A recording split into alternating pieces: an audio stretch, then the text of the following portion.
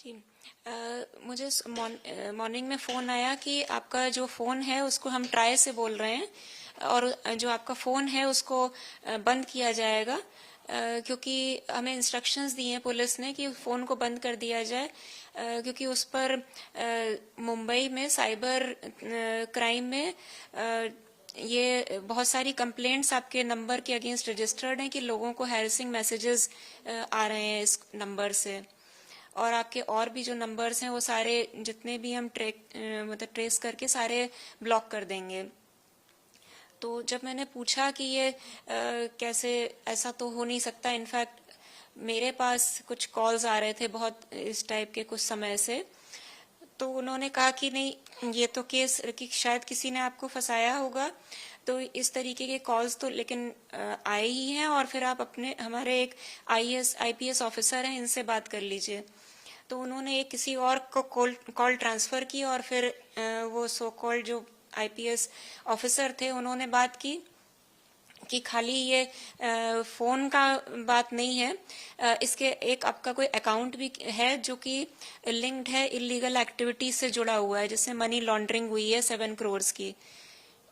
तो एक और केस है और हमें ऑर्डर्स मिले हैं कि आपको अरेस्ट किया जाए इमीडिएटली, और अगर जब ये नहीं आप वहाँ आ नहीं सकते अगर, तो फिर हम डिजिटल कस्टडी में लेते हैं, और उन्होंने अपने किसी सीबीआई ऑफिसर से भी बात कराई। फिर वो 7 डेज तक और ये कहा कि आप इसको किसी को बता नहीं सकते हैं क्योंकि ये मैटर ऑफ नेशनल इम्पोर्टेंस है,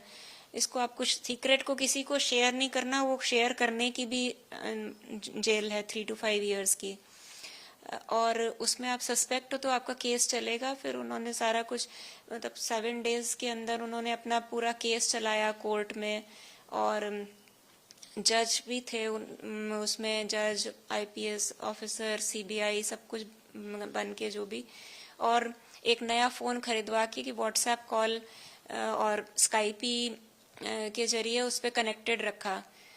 फॉर 7 days, 6 to 7 days, और फिर कहा कि आपको वेरिफिकेशन के लिए अपना सारा जो भी अकाउंट्स में पैसा है सब डिक्लेयर करना है और उसको सरकारी अकाउंट्स में ट्रांसफ़र करना है। उसका अगर वेरिफिकेशन हो जाता है और अगर ये पता चलता है कि उसमें कुछ आपने नहीं किया है, कुछ मनी लॉन्ड्रिंग, तो फिर वो रिटर्न होगा, नहीं तो अगर कुछ भी गड़बड़ पाई गई तो वो नहीं मिलेगा वो पैसा। तो बैंक से भेजा और फिर वो ट्रांसफ़र किया उसमें। जब आप इस टाइप से जुड़ती थी तो क्या वहाँ पे जज और ये सब कुछ फर्जी तरीके से वहाँ बैठे दिखते थे आपको उसमें? उनके लोगोज दिखते थे, सीबीआई का लोगो, उनके लोगोज थे, आईडीज दिखाए उन्होंने, जो जज वगैरह थे सबने अपने अपने आईडीज दिखाए और उनका लोगो बना हुआ आता था।